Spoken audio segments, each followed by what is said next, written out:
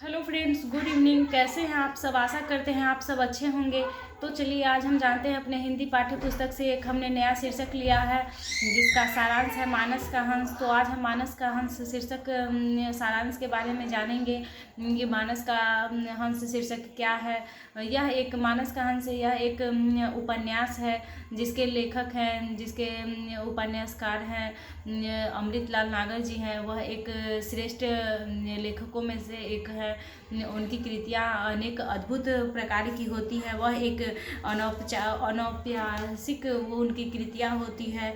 इस उपन्यास की कथा वस्तु महाकवि राम भक्त शिरोमणि तुलसीदास जी के जीवन से ली गई है। जिसने हमारा रामचरितमानस जिन्होंने लिखा था उनके शिरोमणि से ली गई है, उनकी कथा वस्तु से ली गई है। इस उपन्यास में तुलसीदास के संबंध में कई तरह की जनश्रुतियाँ एवं बाह्य साक्ष्य है जो अति संयुक्तिपूर्ण है।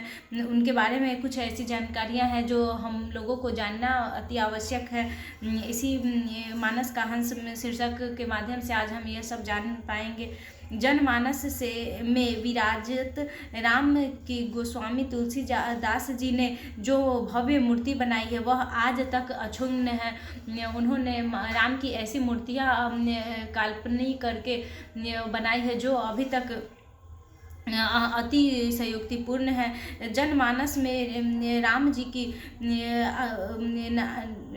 की जो गोस्वामी तुलसीदास जी ने लिखा है वह एक अद्भुत है, अमूल्य है। आप ऐसा कह सकते हैं कि उसकी कोई कीमत नहीं है। वो बहुत ही हमारे जीवन पे उसका लाभप्रद प्रभाव भी पड़ता है रामचरितमानस से। उसके बाद हम बताते हैं ये अमृतलाल नागर जी जो हैं उन्होंने उपन्यास में तुलसीदास जी के जीवन कथा का अत्यंत ही सशक्त रूप से इसमें अंकित किया गया है। पूरे गांव पर आतंक की कालिमा छा गई है। डवैयों की गरज हुंकार कानों के पर्दे फाड़ रही हैं जो डकैत होते हैं। गांव में माई के स्थान पर कुछ बुढ़िया आतंकित सी बातें कर रही होती है। आत्माराम की पत्नी हुलसी प्रसव पीड़ा से छटपटा रही है। तभी 40-50 की आयु का हुसैनी जुलाहा आता है और माई के चबूतरे पर बैठी औरतों से राजा साहब हत्या और धोखल सिंह की गद्दारी की बातें करने लगता है। वह आत्माराम चिंता जर्जर होकर अपनी कच्ची बैठक में बैठे हुए हैं। हुसैनी आकर अपने लड़के के ग्रह नक्षत्र के विषय में पूछता है, बातें करता है। तभी दासी के द्वारा आत्माराम को अपने पुत्र रत्न के जन्म की जानकारी मिलती है कि उन्हें पुत्र की प्राप्ति हुई है। जन्म घड़ी की बारीकी से परीक्षण करते हुए उदास हो जाते हैं। अद्भुत मूल नक्षत्र महतारी बाप के लिए जो काली बनी है, आवा है, काल है, वह ऐसा उन्होंने एक पुत्र को जन्म दिया है, ऐसा उन्हें अद्भुत होता है। उसी समय सुंकरू रहीम की अहीर की अम्मा आकर कहती है कि राज कुंवरी को मुगल पकड़ ले गए हैं। महल की औरतें का बुरा हाल हो गया है। घर के अंदर कई नारी कंठों के कुल्हाटे सुनाई पड़ने लगे हैं। तुलसी मर जाती है। पंडराइन रोने चिल्लाने लगती है। पंडित आत्माराम भी उसी समय अपने कमरे में चले जाते हैं और वह घर के द्वार पे जाकर खड़े हो जाते हैं। वे बेजान मूर्ति सी बनकर वहाँ पे खड़े हो जाते हैं। आंखें शून्य सी में खोते खोते सूझ गई होती है। उनकी आंखों में अश्रुओं का धार बहता होता है। तुलसी जी के संघर्षमय जीवन का प्रारंभ संघर्षमय वातावरण में ही होता है। माता पिता के लिए काल स्वरूप तुलसी मुनिया दासी के द्वारा भिक्षुनी सास के यहाँ पहुँचा दिए जाते हैं। उनकी सास का नाम भिक्षुनी है। वहाँ पहुँचा दिए जाते हैं। भिक्षुनी के साथ रहते हुए तुलसी को उन तमाम संघर्षों का सामना करना पड़ा है जो एक अनाथ बालक को करना पड़ता है। कंधे से सीख की झोली लटकाए द्वार द्वार भटकता रहता है। ये माई दया हुई जाए, ये माई दया करो, ये माई दया करो, ऐसा वह दरवाजे दरवाजे भटकता है। ऐसे शब्द सुनकर कोई कर्कश आवाज़ में कोई अवहेलना करता है, कोई उपेक्षा कर उन्हें अनेक ऐसी कठिनाइयों का भी सामना करना पड़ता है। दाता का हाथ विता भर ही आगे बढ़ता है मगर जवान गज भर की हो जाती है। देने वाला तो बस कोई ही होता है परंतु सबकी जवान तो बहुत ही चलती है। ऐसा उन्होंने इसमें अमृतलाल नागर जी ने इसमें व्याख्या किया है। मुँह जला हमारी ही देहरी में टैटे करता है, वह भीख मांगने गया होता है और घर वाले उसे ऐसा शब्द बोलते हैं, जब देखो तो भवानियों नहीं खात है दहीजार का ले भरी, ऐसा ही कुछ दे दो माई ऐसा निकाल रट लगा रखा है। एक दिन अचानक पार्वती अम्मा मर जाती है, बुढ़िया का दाह संस्कार कर दिया जाता है। बालक रामबोला का हृदय हाहाकार कर उठता है, अंधे की लाठी चली जाती है। अब हमारा क्या होगा बजरंग स्वामी, राम जी के दरबार में हमारी गुहार लगा दो। हे राम जी, अम्मा बिना अब हम क्या करेंगे। वह धरती से चिपट चिपट कर रोने लगता है, सिमट सिमट कर। फिर वही रोज रोज अंधा चल पड़ता है। भीख मांगना और दुत्कार सहना उसकी प्रतिदिन की यही उसका हो गया है, काम हो गया है। रामबोला पुत्तन महाराज के यहाँ बार बार सताया जाता है, उसकी झोपड़ी जला दी जाती है। अंत में वह गांव छोड़कर चल देता है। इधर उधर भटकते रामबेला सुकर क्षेत्र में जाता है। घाघरा और सरयू के तट पर महावीर जी का एक मंदिर था। बच्चा वहीं रहने लगता है, वह कहीं भीख मांगने नहीं जाता है। कुछ भक्तों के द्वारा मंदिर पर जो चढ़ाया जाता है उसे वह पाकर अपने आप को संतुष्ट करता, उसे ऐसी कस के भूख लगती है कि उसे खाने के न दोगे तो वह रो पड़ेगा। उसे ऐसी एक दिन भूख लगी थी। एक दिन उसी मंदिर के निकट बाबा नरसिंह दास आते हैं। वर्षों से बंद रहने वाली कुटी का द्वार खुल जाता है। रामबोला उन्हीं के साथ वहां रहने लगता है। वह हनुमान जी का चबूतरा बहारता है, बाबा की कुटिया के आगे फुलवारी बाल इत्यादि को साफ सुथरा रखता है, फिर झाड़ू पोछा यह सब करता है। बाबा से तरह तरह के प्रश्न करता है, वो प्रश्नोत्तरी करता है और बाबा उसके प्रश्नों के उत्तर देते हैं। जिज्ञासु रामबोला की भक्ति भाव देखकर बाबा उसे संस्कार देना चाहते हैं। रामबोला को लेकर नरहरि बाबा अयोध्या जाते हैं, उसका संस्कार किया जाता है। नया नाम तुलसी रखा जाता है। नया नाम तथा संस्कार पाकर उसमें विराट परिवर्तन होता है, उसमें बहुत सारे चेंजेज आते हैं। नया नाम उसका तुलसी जब रखा गया तो उसमें अनेक प्रकार का परिवर्तन भी उसके नाम के साथ ही उसके परिवर्तन भी हो गया है। वह बड़ी लगन से पढ़ाई करता है। यज्ञोपवीत के साथ 8 दिन बाद वह अयोध्या में शांति छा जाती है।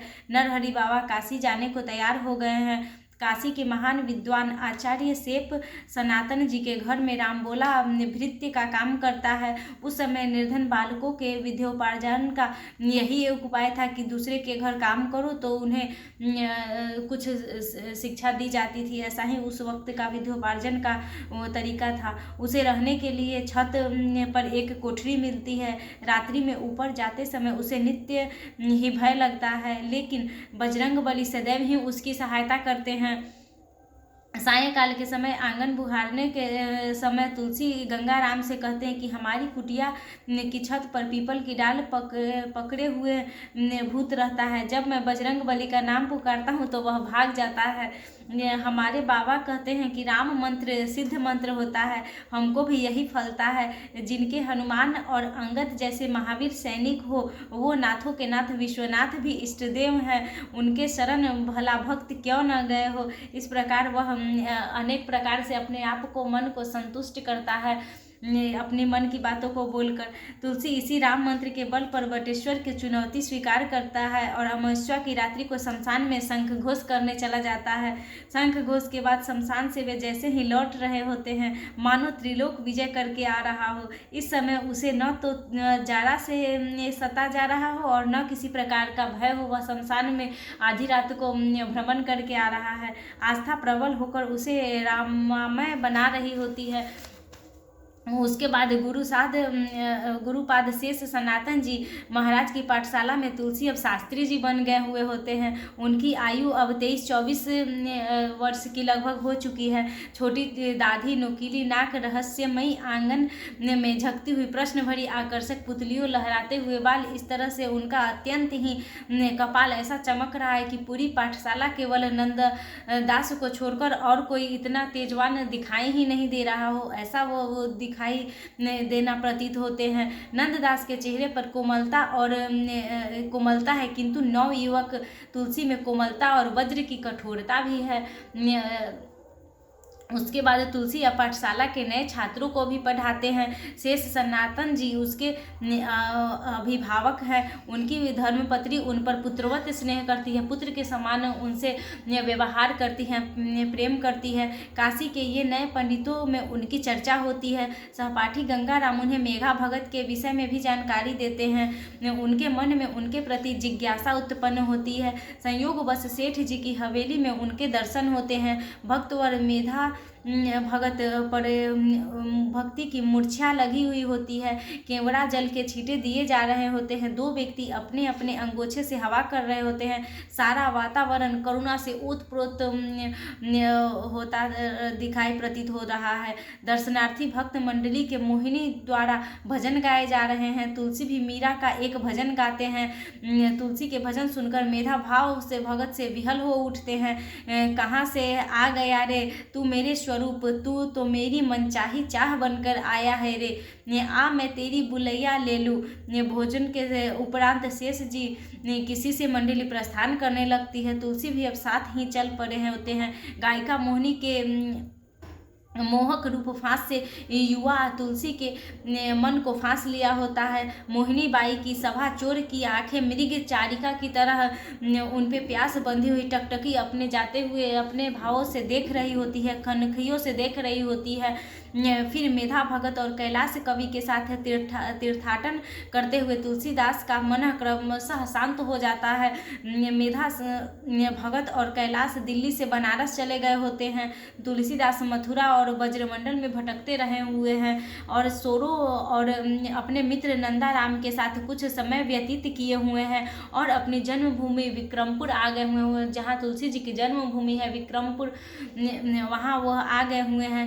विक्रमपुर आकर राजा भगत के पास ठहरे हुए हैं। जान पहचान होती है, दोनों काफ़ी घुल मिल जाते हैं। राजा भगत के प्रयास से गांव में ही एक कुटी बनवा दी जाती है। तुलसीदास के लिए सारी व्यवस्था कर दी जाती है। जीविका निर्वाह के लिए वे कथा वाचन प्रारंभ भी कर देते हैं। 4 दिन की पैठ में तुलसी के प्रवचनों की धूम मच जाती है।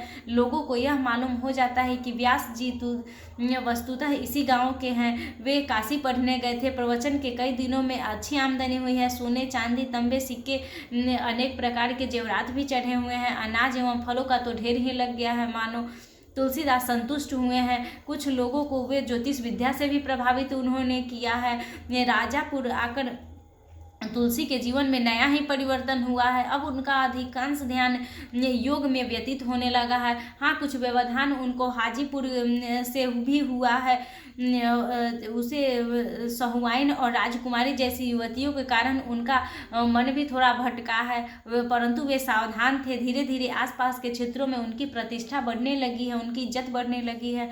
हनुमान जी की स्थापना एवं मूर्ति की प्राण प्रतिष्ठा के क्रम में तुलसीदास जी का परिचय पाठक जी से होता है। पाठक जी के निमंत्रण पर वे उनके घर जाकर वाल्मीकि रामायण का पाठ करते हैं। उनके कथा कहने के ढंग, सुरीले स्वर, भाषा का चमत्कार, साथ ही सुंदर और बलिष्ठ काया देखने वालों की प्रभावित किए बिना वह नहीं छोड़ती है। वही उन्होंने अपनी भावी पत्नी रत्नावली के दर्शन किए और कुछ समय बाद उनका विवाह रत्नावली से हो गया। वहीं उनको रत्नावली से मुलाकात हुई थी। उसके बाद कथावत्सी और ज्योतिषाचार्य पंडित तुलसीदास जी अपने बैठक में बैठे हुए हैं।